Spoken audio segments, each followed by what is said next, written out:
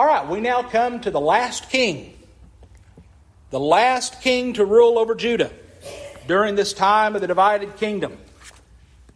And we find that just as we saw with Israel a little over 100 years prior to this time, Judah's time to repent, that window to change, came to an end. God's patience with them ran out, and now it was time for them to face the ultimate punishment. But they were going to exist in a very dismal, very disturbing state for 10 years. And the man who would reign over them during the last 10 years of their existence was a man by the name of Zedekiah. Zedekiah was 21 years old when he became the king of Judah. He reigned somewhere between 10 and 11 years, depending on how you look at the calendar during that time frame. We're told that his mother, her name was Hamudal. She was the daughter of Jeremiah of Libnah, who was also the king, or the mother of King Jehoahaz. We talked about that a little bit when we talked about Jehoahaz, so we won't go into that anymore. But whenever we look at 2 Kings 24 and verse 19, it tells us that Zedekiah did evil in the sight of the Lord, or according to all that Jehoiakim had done. Now, most of what we read about this period in Judah's history is not contained in the books of Kings and Chronicles.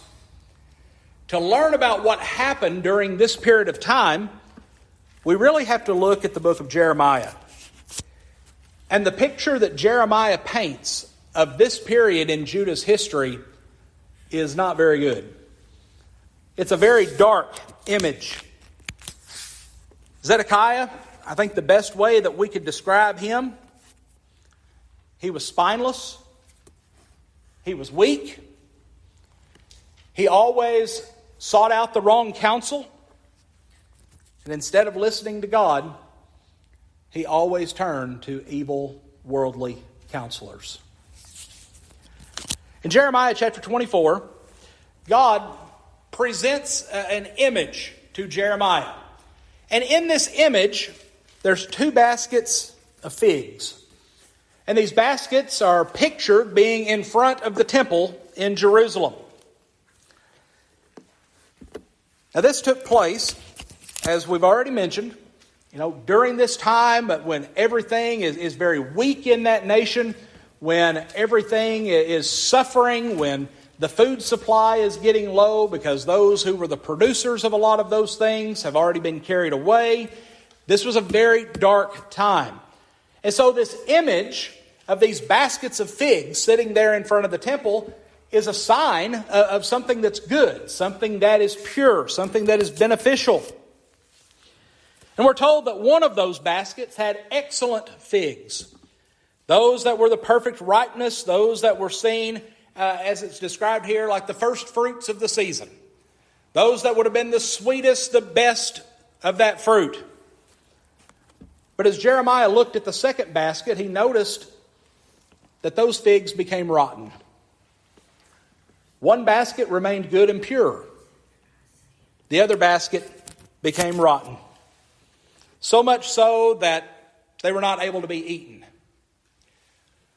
Well, God then gives Jeremiah an explanation of this vision. In Jeremiah 24, verses 5 through 7, he starts out by telling what the good figs meant. He says, like these good figs, so will I acknowledge those who are carried away captive from Judah, whom I have sent out of this place for their own good into the land of the Chaldeans. For I will set my eyes on them for good, and I will bring them back to this land. I will build them and not pull them down, and I will plant them and not pluck them up. Then I will give them a heart to know me, that I am the Lord, and they shall be my people, and I will be their God, for they shall return to me with their whole heart. So he starts out. He says this basket of good figs, he says this is a good, positive message of something positive to come. He says, even though the people are being carried away to Babylon, even though they're going to suffer this captivity for a while, he says they're not going to stay there forever. He says, I'm going to allow them to come back. I'm going to bring them back to this land. I'm going to give them an opportunity to rebuild, to come back to a position of faithfulness. He says, and when they do that, he said, once again, they shall be my people.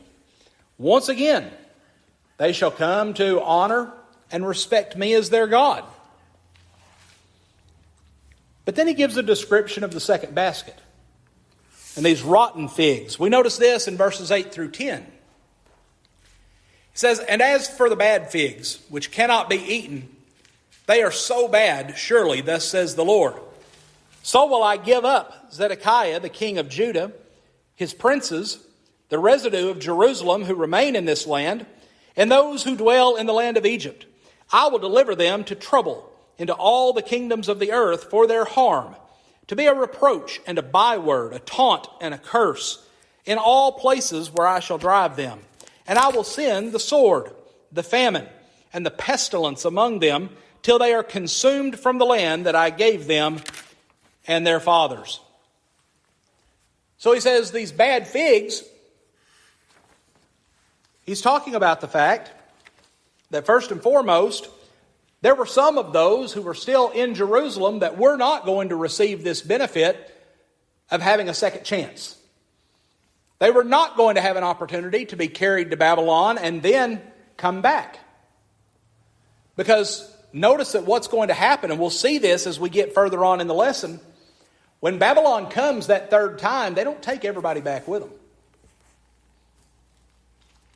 They leave a few, I say a few, they leave part of the population, those who are basically seen as worthless. They leave them in Judah to fend for themselves. And they weren't a threat to the king. They weren't a threat to the king.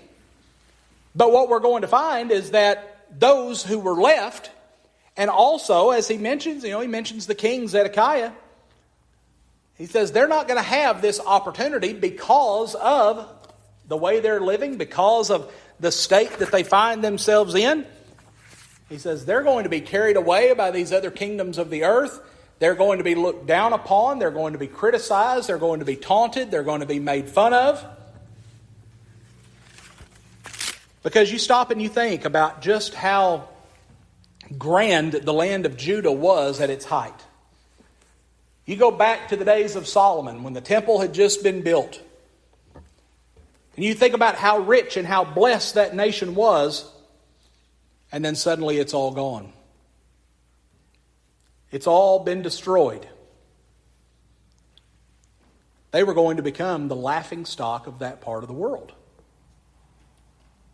because they were made to fall in that way.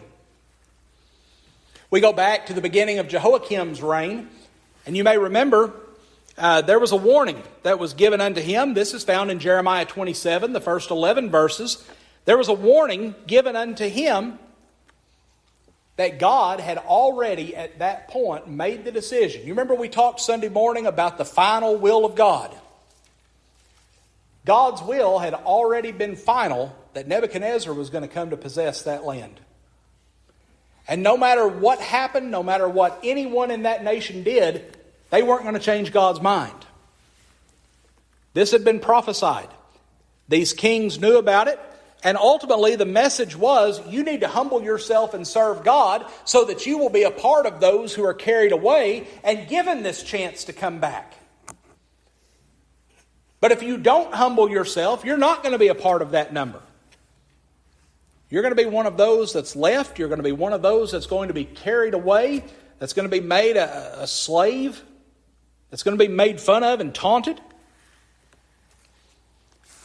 And we find that God, through Jeremiah, told the people very plainly. It says, don't listen to the false prophets in the land that are saying that this will never happen.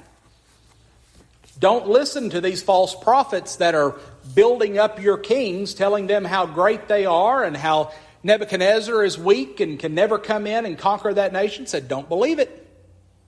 Because God is the one that has decided this is going to happen. Don't believe it. And they're told And this is something that I'm sure many of them had great difficulty in accepting. They were told that if they wanted to please God, they had to serve Nebuchadnezzar. If they wanted to be pleasing to God, they had to serve a foreign king. This is the first time in their history they've been told anything like this. Didn't Jeremiah tell him that Nebuchadnezzar was his servant? Yeah, Nebuchadnezzar was a servant of God. God's the one that had given him the power and allowed him to rise to that position in order to carry out his will in this way. Now, whenever we look at that, sometimes people question that because they say, well, we never really see anything in the text where it shows that Nebuchadnezzar is showing any kind of allegiance to God. But what we find is when it says that Nebuchadnezzar was God's servant, Nebuchadnezzar was serving God in the sense that he was carrying out God's will in this situation. Not that he was serving him in a spiritual sense or that he was faithful in following the will of God, but he was carrying out God's will in the way that God had established. Well, then Jeremiah, he goes to the king, Zedekiah. And he delivers the same message to Zedekiah that he had delivered to the people of the nation. He told Zedekiah, no matter what, you are to submit to Nebuchadnezzar. Yes, you have the position of king, but you better submit to Nebuchadnezzar. Because his message was simple. If you serve him and his people, you will live. You serve Nebuchadnezzar, you serve the Babylonians, your life will be spared. Well, he was given the choice between life and death. Jeremiah told Zedekiah, just like he had told the rest of the nation, don't listen to the false prophets. They're trying to puff you up. They're trying to make you feel secure in your position. This nation's going to fall. God has already made that decision. So don't go around believing that Nebuchadnezzar is going to back off, that they're not going to come, that you're going to retain your position. Jeremiah told the king, he says, your prophets are lying to you. And if you listen to these lying prophets, you're going to lose your life. Because God has not sent those prophets. Jeremiah went on to tell the people that everything that Babylon had taken away eventually would be restored. All of the things that had weakened that nation, one day they were going to be allowed to come back and restore the strength of that kingdom. And then he calls out these false prophets. In Jeremiah 27, verses 18 through 21, he says, if they really are prophets, let them call out to me that the remaining items in the temple will not be carried off to Babylon. Then God responded, what's really going to happen is that these things will be carried off and will remain there until I visit them. Then I will bring them back. He said, if these people really are prophets of God, put them to the test. But then after he says that, God comes back and he says, we're not doing that. He says, I've already spoken what's going to happen. He said, all these things are going to be carried away to Babylon. He said, but when I look upon my people, when I extend my grace and mercy to them, they will all be restored. They'll all be brought back. Well, we find, and this is where we're going to stop for tonight, the false prophets, they were delivering a much better message. A message that the people liked, a message that built their king up. But the message that they were delivering was a deadly message. One that was only going to bring destruction to those who did not listen to the prophet of God. So we'll stop right there. And Lord willing, next Wednesday night we'll pick up in Jeremiah chapter 21. And we'll continue to look at these messages that are being brought to Zedekiah from Jeremiah.